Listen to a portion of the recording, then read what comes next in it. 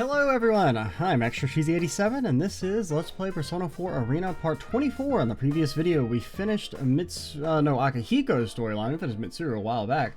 We finished Akihiko's storyline for the time being, that is, and then started Aigis's, where we got a nice little lengthy and cool section where we got to see her dealing with the hijackers that hijacked the plane that Labrys was on. We also still haven't reached our first save in Aigis' storyline, despite it going on for like 30 minutes now. Which is, I'm only mentioning it because I'm probably going to do this video in two parts. Like, as soon as you get to a save, I probably need to, like, stop and come back tomorrow or something and finish the video. The girl puts those thoughts aside and returns to the aircraft. This is probably one of those things where, like, in about 2 seconds, we'll run into a save after I end the video, probably. The mission does not end with me taking the culprits into custody. In truth, along with defusing the situation, securing the safety of one particular passenger was her highest priority. The fact was not revealed to the SAT. The passenger was originally seated in the first class, but would have been forced to move. The girl looks carefully through the restless passengers. It is not long before she finds the face she seeks. Looking relieved, the girl walks towards the passenger in question. Are you alright, Mitsuru-san? Aigis. I didn't think you'd be the one to come. I don't remember her being in the passenger. I don't remember her being on the plane. Did they go over that in her storyline? Because I don't remember it. The woman who answers has long, shining hair that would make an impression on anyone. Even sitting quietly in her seat, her refined appearance makes her stand out. But Aigis knows the woman well. In fact, I was surprised to be called on to deal with something like this. Yeah, you would think she'd be able to do it. The suspects made no demands. What were they after? At first, I thought I was summoned because you were their target, Mitsuru-san. The higher-ups must have thought the same thing and panicked. Especially considering there's cargo on that plane they wouldn't want made public. Wait a second, that cargo... Is something wrong? This hijack seems strange now that I think about it. Yeah, because I think we picked up on Mitsuru's storyline after the hijacking had happened, right? Because you did that little intro scene from, like, you know, the flashback with her doing the stuff with the police or helping them or whatever. And then it cut to after the hijacking. So I guess we just didn't see this stuff. They made their move before takeoff, which is odd timing. And they forced the boarding announcement to be stopped. I thought maybe it was their way of trying to pull it off with a small team. Are you saying that rather than a passenger, they were after that cargo?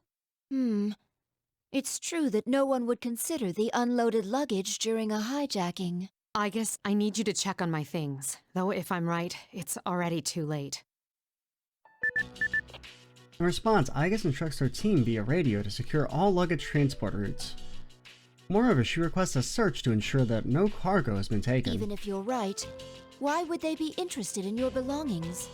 My usual cargo wouldn't be worth hijacking a plane over, but I was carrying something sensitive this time.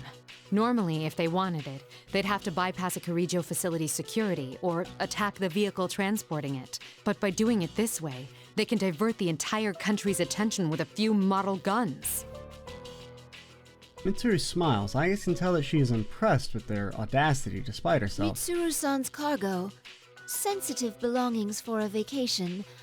I understand. I don't think you do. Hijacking a plane out of a desperate desire for undergarments. This incident will surely go down in history.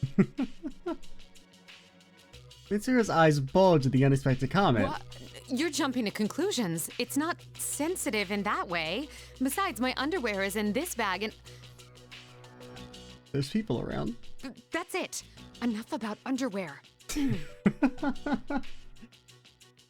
forces a cough and she steers the conversation back on track. More accurately, my cargo contained items from Ergo Research. My trip to Kagoshima was partly vacation, but also to oversee their transferal to Yakushima. The official name of Ergo Research is the Kirijo Ergonomics Research Lab. Both Mitsuru and Aigis have many bitter memories associated with the name. Awe hangs in the air, but a radio transmission from one of Aigis' team cuts the moment short. Aigis speaking. I see. Understood. Mitsuru looks at Aigis questioningly and she It's nods. as you suspected. They found that one of the boxes scheduled for transport has gone missing. I thought as much. With a small sigh, Mitsuru rises from her We seat. must get it back, Aigis. The rest of the team can finish up here. I need you to come with me. Aigis inspects Mitsuru's face carefully. Will you be joining the search as well? Well, I am personally involved, so yes. In other words, you will officially rejoin the unit and participate in this mission. To be more direct, is it accurate to say that you are abandoning your vacation? Mitsuru sighs with some exhaustion. Aigis interrupts her silence as approval. Then I hereby transfer command authority to you, Mitsuru-san. Regulations state that the member with the lowest serial number is to take command. And since you are member number 1, the official leader of the Security Department Shadow Response Unit, also called the Shadow Operatives. Aren't there people still on the plane? Like, should you be saying this out loud? I had a feeling I wouldn't be able to enjoy this vacation for long. Or at all? Traveling with cargo from Ergo Research suggests that her vacation was neither relaxing nor But cheerful. I can't allow anyone to be hurt again by the things we, the Kirijo group, created. We'll get this cargo back at all costs. Mission or no mission, I'm making it a personal priority. Understood. Aigis answers loudly and snaps out the police salute that she's finally gotten the hang of. No, saves are illegal, alright? If you ever save your game, you're a loser. I am Aigis. My official name is 7th Generation Anti-Shadow Suppression Weapon. As my name implies, I am not human. I'm a humanoid weapon, essentially a robot. Though with the right clothes, a surprising number of people cannot tell the difference. I was created in a research lab owned by one of the world's foremost conglomerates, the Kirijo Group. I was made to exterminate a certain enemy. Yes, that's right, save points. They must be destroyed. They're called shadows, monsters born from people's repressed emotions, granted dark life.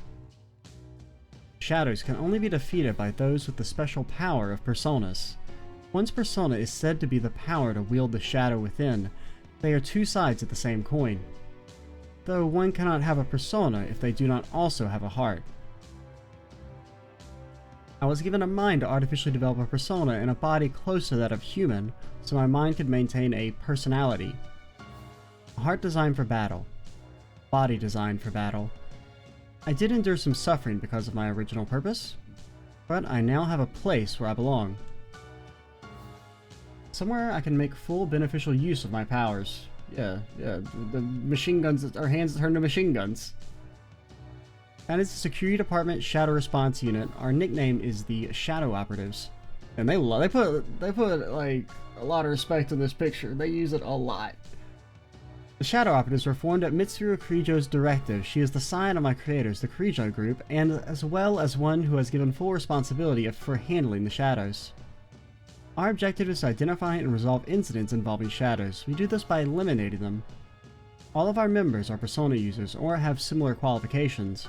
During operations, our guidelines state that the members with the smallest number has command. The number that I was issued was number 5. Though I'm not human, I am treated as a member and not a piece of equipment. I wonder, I mean, I guess if Akihiko's in, he would probably be a lower number. I don't know. Moreover, my number is in the single digits. It's possible that there will be missions like today where I must take command of dangerous operations. In other words, I am recognized as having the same life and dignity as humans.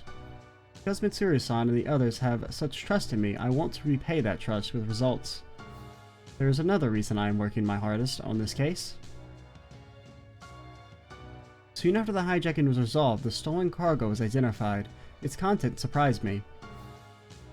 The 5th generation anti-shadow suppression weapon? The unit named Labris. He is one of my sister units. Hey yo, why are they all girls? Shut up, okay? The scientists are lonely. She was sealed over a decade ago and has been in storage with other artifacts ever since. Labris, a humanoid weapon just like me. It is possible that she has a heart. And if she does, I want to save her before she is misused. This is a mission, yes, but more than that, I feel it is a duty I must carry out. Oh, saves! They exist! By God, they actually exist. Alright. I'm going to pause, and I will come back and finish this video tomorrow. So yeah, see you in a second / while for me. Bye! Alright, we're back. Let's keep it going. The next day, May 2nd, 2012. I actually remember that this is not the start of a new video, but a continuation of one that's already started. Look at me.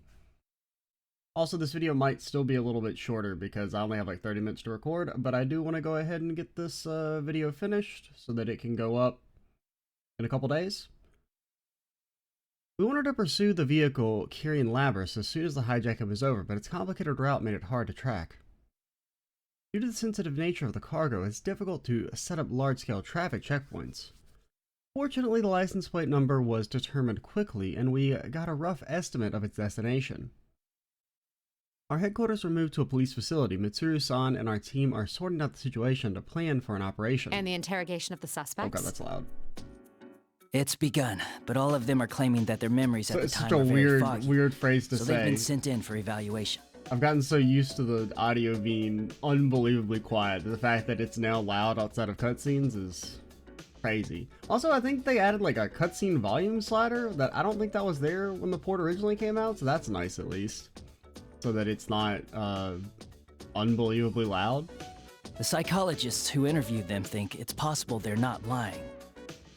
I mean, it seems like it's been rebalanced anyway, because I didn't even notice it until I think before I was recording the last video. Can't remember why I was checking, and it was like default set to 70% when I don't remember there being one originally. I think it just had like 2 or 3 volume sliders. So none of the 5 have any memories of what happened during the hijacking. Normally that would seem preposterous. There may have been some hypnotic effect, but even then... We're dealing with someone after materials from Ergo research. They'll likely be very well informed about shadows and the mind. Knowing that, it doesn't seem so strange. It would also explain the extreme lengths they went to create a decoy. What else do we know? Another team member answers Mitsuru-san's question. Since the cage storing the 5th generation is too large to transport by personal auto, we narrowed our search to large vehicles that left the airport. That, combined with the testimony from our observer and data from the transmitter, allowed us to pinpoint the vehicle in question. The police are already pursuing it via the N system. This is the most recent photo. He hands the tablet to Mitsuru-san. Inaba area. Wasn't this the place where... Yes, our routine investigation last year rated the potential shadow activity in the area at level 4. Level 4? Oh shit. That's 3 levels higher than level 1. It seems that the culprit in this case had prior knowledge of shadows after all. That's true, we must use extra caution. Many people do not know about shadows, though they are enough of a threat to possibly destroy the world. Yeah. Then again, I experienced that for myself 3 years ago. If someone is trying to manipulate them, we must prevent it at all costs. Let's talk about the stolen 5th generation unit. Aigis, as the 7th generation, would be her younger sister. A sister. My older sister. I mean, I guess. I'd like to know why she was sealed. 5th generation anti-shadow suppression weapon, Labris. The records show her to be the first model fitted with an artificial personality. In other words, she has a heart? There's no knowing if it was developed enough to call it that. She seems to have been made to gather test data rather than actual field use. What are her combat capabilities? She wasn't given firearms, since her regulatory system was inadequate. Lame. So she was instead loaded with some kind of special equipment. But like, you could have had machine gun hands. Unfortunately, the majority of the records pertaining to her are missing, which means that's the extent of our knowledge. Special equipment. We also don't know why she was sealed. Many of the documents regarding the old Ergo research were lost, probably to cover up incriminating evidence. We don't even know what she looks like. All we do know is that she was a life-sized android. We'll just have to find out along the way. Mitsuru-san swipes her fingers across the tablet a few times and shows it to an aide. I'll need these 3 individuals' cooperations. I'd like to join them in the field. Are you sure about this? Try not to make a scene when fetching them. Not all of them are part of our organization. Okay, so I guess that's Kurosawa, Akihiko, and we don't know. I mean, I guess it could be Aigis as well, even though she's right here. The aide nods his assent and returns to his situation. Or to his station. Mitsuru-san then turns her gaze on me. Aigis, frankly, I think we can assume that there'll be combat involved.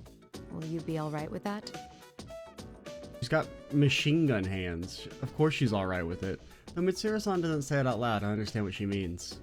Our highest priority in this operation is to stop the culprit and mitigate any associated danger. Not to rescue Labris. Of course, we will strive to accomplish both, but in the worst case scenario, we must consider the option of destroying Labris. Destroying a sister unit. Be a painful experience if she too has a heart. I thank you for your concern, but I'll be fine. I will do my duty. Mitsuru-san says nothing more and silently nods. Well then, once we can confirm our target is headed to Inaba, we'll depart at once.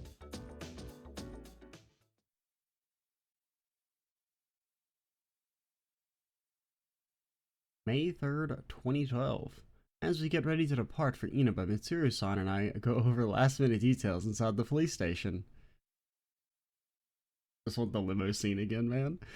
Mitsuru-san is absorbed with issuing instructions over the cell phone she is holding. Pessimism seeps into my heart as I wait. I begin muttering to myself.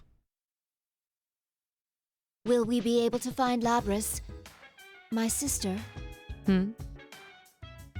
Mitsuru-san's surprised voice makes me realize how unlike me these doubts are. Will we be able to save her? Isn't that what you really want to ask? Don't worry, as I mentioned to Akihiko, fighting Labris is not our priority. The reason I formed this shadow operative team is to save lives. Sorry, I don't mean to laugh at your line. It just happened to line up with put you in a trance, which is always gonna make me giggle. We will find her, whatever it takes, and bring her back. We can do this. Yes. I'm sorry to be so pessimistic. Oh, this is such an amazing track. Those feelings you have for Labris, you should tell her when you see her. I will. Friends bound by trust are irreplaceable indeed. I hope that Labris will become one as well. Eventually the preparations are made and our limousine departs on its journey to Inaba. That evening, we are in Inaba now and traveling down a midtown street. Though it is called Midtown, it is very different from an urban environment. It is a quiet, rustic road. The vehicle we are targeting is easily discovered. The transmitter that was attached to it when it left from the airport is, luckily for us, still active. But the vehicle has been abandoned and the cargo is gone as well. To trace it further, we must learn why the culprit came here. Specifically, we need to know the details of what happened last year. Though this was already assumed, so we already have a plan. Mitsuru-san orders the driver to park nearby. However, this poses an unexpected problem. Our vehicle is a long black 8-door limousine. It'll stand out in this countryside town no matter where it's parked. Mitsuru-san, our activities are supposed to be undercover, correct? Yes. For undercover missions, it will be necessary to keep all personnel and vehicles from being noticed. Oh my god, I just love this exchange so much. Right. Mitsuru-san, may I say something that I've been meaning to say for a while now? No. Understood. All I told them was to give us a car with enough space. The know and understood are so good. Wherever we go, people peer into the windows out of curiosity. We avoid the public eye as much as possible and finally park in what looks like a site for vehicle disposal on the outskirts of the town. Our contact has arrived. How did he notice us? I then notice a middle-aged man in a gray suit standing outside of the window. I recognize his face. He is one of the 3 collaborators Mitsuru-san contacted before our departure. I scoot over to the door and open the window. Oh my! This was not our designated meeting area, yet he has discovered us. Suddenly, something not unlike exasperation or disappointment appears on his face. You want to know how I did it? Like how his title is Man That Appeared. A cough interrupts We us. appreciate your cooperation, Detective Kurosawa. Mitsuru-san gets out of the vehicle and slightly bows. 3 years ago, when we were still fighting shadows in secret, Detective Kurosawa worked as a police officer at a nearby police box. Oh yeah, so he's the guy who he sells you weapons or something? Is that his thing? He believed that our intentions were good and supplied us with certain conveniences under the table. His job made this risky, but he always acted on behalf of what he believed to be just. He said this many times while supporting us in secret. He is a strong man, one who always acts on his beliefs. The now organization has official government sanction. He can now cooperate with us without being considered a dissident. In fact, now that Kurosawa-san's prior actions are justified, he's been promoted for his expertise. I have heard that he is now a plainclothes detective working at the Central Precinct. Long time no see, miss. And Aigis, was it? Indeed. It has been a while. Kurosawa-san fixes his eyes on Mitsuru-san and me. It is faintly awkward. We are both dressed for combat, and I am not wearing any clothes to cover my true form. Sorry good, for good extra little line there. A humanoid weapon. I was skeptical when I heard, but seeing you in person doesn't leave any room for doubt. I'm sorry that I kept it hidden back then. It's alright. It would have caused more of a headache if you'd gone around looking like that. Would you like to see my machine gun hands? Hearing him say that, I cannot help but smile. Seeing you laugh like that makes it harder to believe you're a machine. I shouldn't make you stand while we talk. Please, get in. Ah, sorry. I haven't seen you in a while, so I had a lot to say. Mitsuru-san asked Kurosawa-san to collect information on the serial murder case that occurred in this town last year. When background investigations were carried out across Japan at the end of 2011, this region showed high readings of shadow activity. But although it was investigated, there were no effects apart from the slightly unnatural weather. So all the rain actually is, it was unusual? I think they kind of mentioned that it was like a little unusual, but it's also just supposed to rain a lot there in the general, right? Then again, what if something happened that was just too hard to detect? It do be raining a lot in Persona 4. Mitsuru-san suspects that the serial murder case is related to these shadows and asks Kurosawa-san to have the local police force share their reports. We could have requested them directly, but what we wanted to know would not be the service information found in the investigation records. There are limits to what an unofficial unit cloaked by authority can do with a direct request. I found out quite a bit regarding the case you had me look into. First, I reviewed the report on the incidents from last year.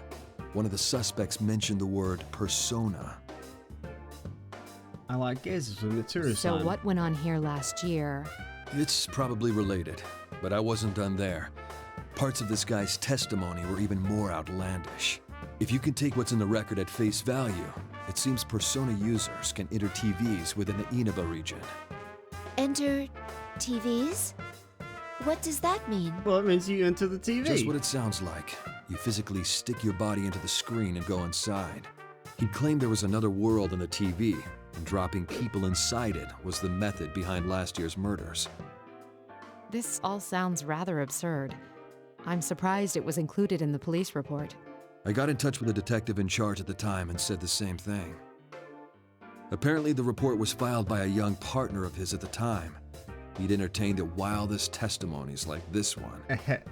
He sounds like quite the oddball. Yeah. If this was what really went on, the police would have had no chance cracking it. But that Detective Dojima is one shrewd guy. Even with all the supernatural hocus-pocus surrounding the case, he caught the culprit. Yeah, he caught the culprit. Kurosawa-san sighs. He seems to be That's all I tired. have for you right now. I should be going. I doubt either of us has time to reminisce over the old days. It's funny, though. I thought the fighting was over, but you guys surprise me every time I see you. Thank you very much, Officer Kurosawa. Why don't we at least see you off? Oh, that's all right. I've got my own car. I doubt my department would appreciate your tastes. If I ever showed up for work in something like this, I'd be the talk of the force until the day I retired. He opens the door and exits the vehicle. He gives a short farewell and leaves without turning back. Mitsuru-san, this could be bad. Our sense of social aptitude is in question. Can't deny that. What should we do now? Yes. First, we'll need to test the claim that Persona users can enter TVs. Reading this makes me realize something. Although I had called it a vehicle disposal site, looking around I can now see there are also household electronics, like refrigerators, discarded here as well. No, you can't go in a refrigerator yet. That's for Persona 6. There is a discarded TV over there. If the environment does not matter, we can use it to test the phenomenon. I voluntarily get out of the vehicle. Wait, Aigis. Don't worry. I'm just going to touch it. I extend my right hand and touch the screen of the biggest TV I can see. My fingers brush the glass screen. But although I seem to be touching it, I feel no resistance from its surface. I push my hand forward a little more. A weak light runs across the screen, and my forearm sinks into it. Amazing! Rings of light spread from my contact of my arm, rippling like water across a pond. Interesting. It's exactly as the police report said. What's it like inside? Do you feel anything? Not particularly. No, wait a moment. My sensor detects a sensation I've never felt before. The knowledge of what it has already been recorded within me. It's the same as mine. It's hard to say definitively since this is my first encounter with it, but I believe this reading is from a personality module. Does that mean our retrieval target is inside the TV? Huh. Sounds like fun.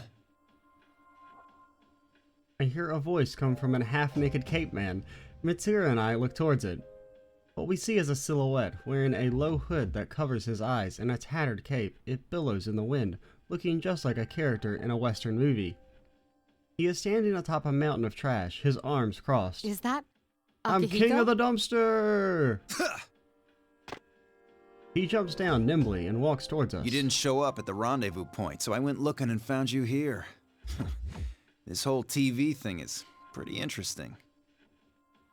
I would never forget the man laughing so fearlessly. Like Mitsuru-san, he is a friend I once fought alongside, Akihiko Sanada.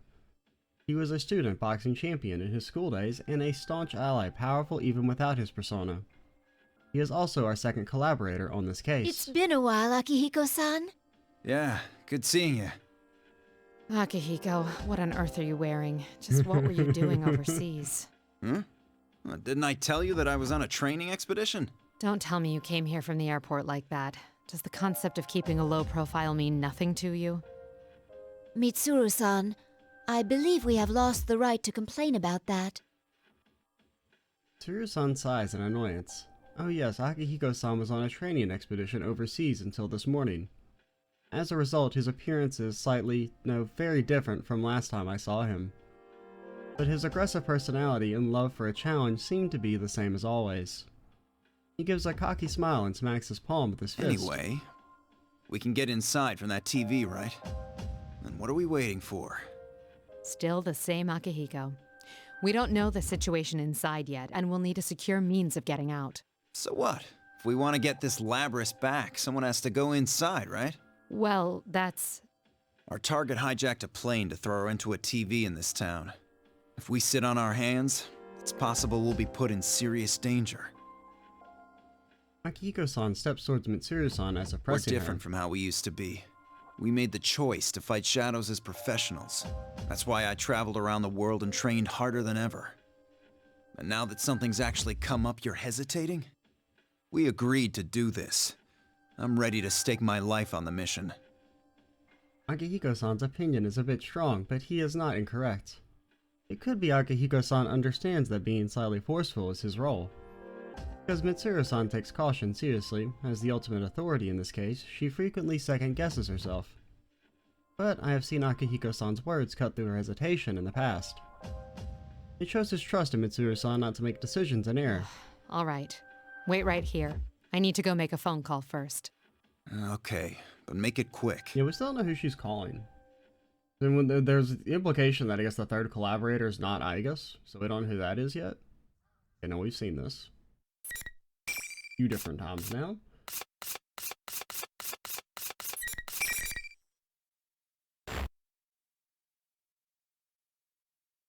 I am surrounded. Well, actually, one second. Let me pause, and then I'll be right back to finish the video. Alright, I'm back. A portion of my sensors indicate that I am currently in a state similar to freefall. I can't tell up from down and left from right. This continues for a while.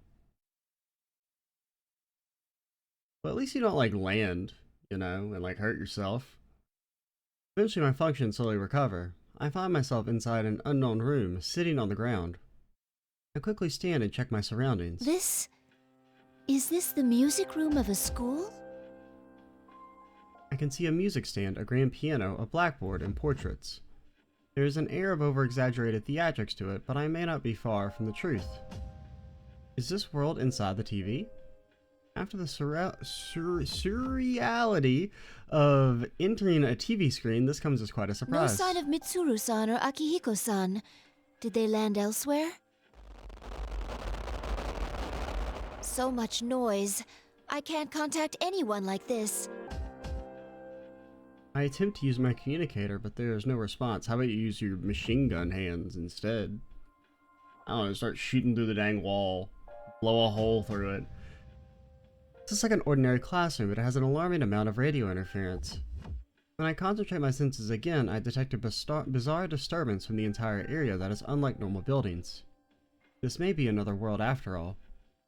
In any case, I must join up with Mitsuru-san and Akihiko-san. But just as I begin to make plans to do so, the monitor hanging from the ceiling switches on. What appears on it is, how to describe it, a bizarre figure that looks like a living costume. I spy an unknown yet bewitching babe. How unexpected!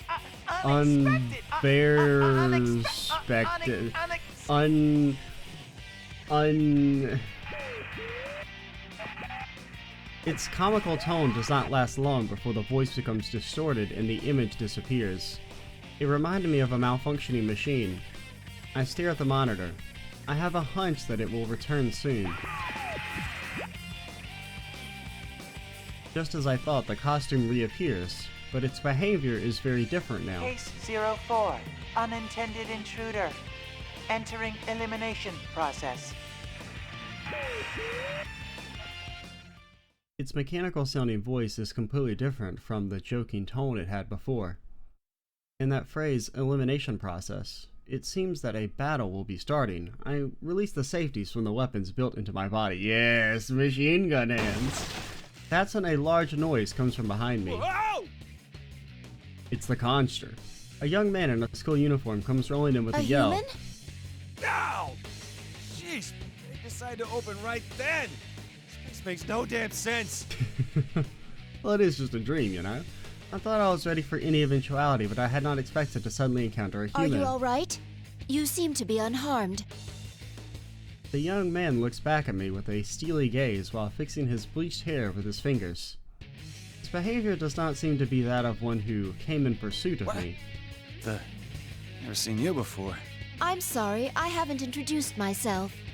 My name is Aigis.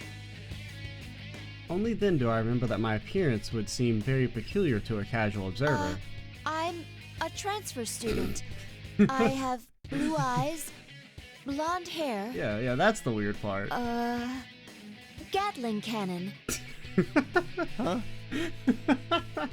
I'm sorry, forget what I said. In the past, that prepared explanation for students has been effective, but no longer. Yeah, blue eyes, blonde hair, Gatling cannon. All foreigners have them. Oh, you didn't come with your Gatling cannon? Oh, wow, you're really missing out. Okay. Anyways, I'm Kanji Tatsumi. This mean you're Chair. my next opponent? Opponent? What do you mean? What do I mean? I'm talking about a scrap! You mean a fight? But we have only met Tatsumi-san. Actually, where are we? Enough blabbering, you machine! The yell, he slams the folding chair in his hand on the ground. A cold, dull, metallic sound echoes and eliminates any possibility for talking this over. It's a fake girl like you doing calling me by my name! I go quiet. A fake girl. I understand how I might elicit such a reaction, but there is pain in my chest. Though I cannot help but smile at how instinctively I reacted that way. I seem I have become more human-like than I knew. Worried I might have to go up against my senpai, but I ain't gonna hold back against a robot like you. Thinking with a calm mind, I noticed a small incongruity in his attitude. When he first saw me, he seemed unsure and claimed that he had not seen me before. Yet though he knows now that I am a machine, he does not seem particularly surprised. Aren't those two things contradictory? I focus my senses once more and enhance the gain on my sensors, and the Gatling cannon. I detect a faint interference. Because it had appeared uniformly across my sensors, I hadn't been aware of it. What is Not this? gonna do anything. I'll make the first move. Ah! Take Mikazuchi! A persona? Light flickers intermittently. Could that be electricity? A thick barrel-like mesh arm charged with voltage appears from above. I jump back and nearly escape a crushing blow. Nice dodge. Looks like you got at least a little bit of fight in you. A persona user. I was careless. I should have expected that possibility since I encountered him inside the TV. I do not know the procedure for attacking a human, but if he's a persona user, I must defend myself with the usual armaments. Gatling cannon? There is no avoiding this fight. I cannot fall here.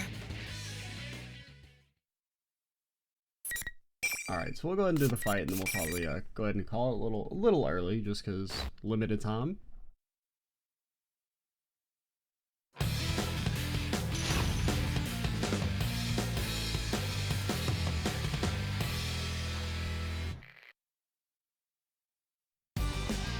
Okay. What is it that you say you do here, Aigis? Bro, what the fuck is this? That's too damn much, man.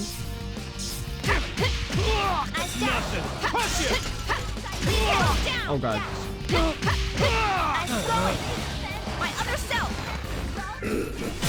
Just standing there, menacingly.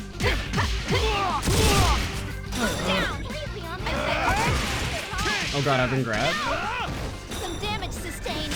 Oh god. Please hit. Please hit. Persona.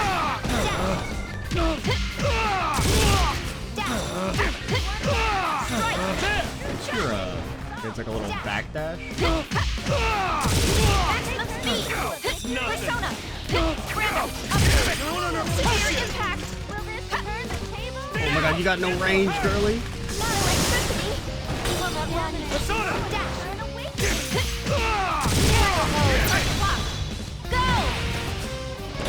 Go! Strike, Persona! Try this! Oh my god, you don't do anything, damage. See ya!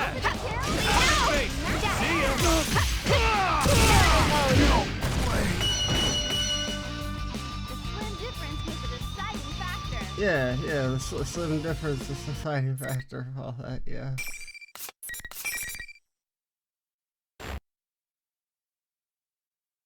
Are you alright, Tatsumi-san? Alright, so we're going to go ahead and call it here. And next time, we will continue with Aigis' storyline. And probably finish it. Maybe. Might go a little bit longer to try and finish it, just to round it out. I'm Extra Cheesy 87. Stay tuned for the next part. And bye, guys.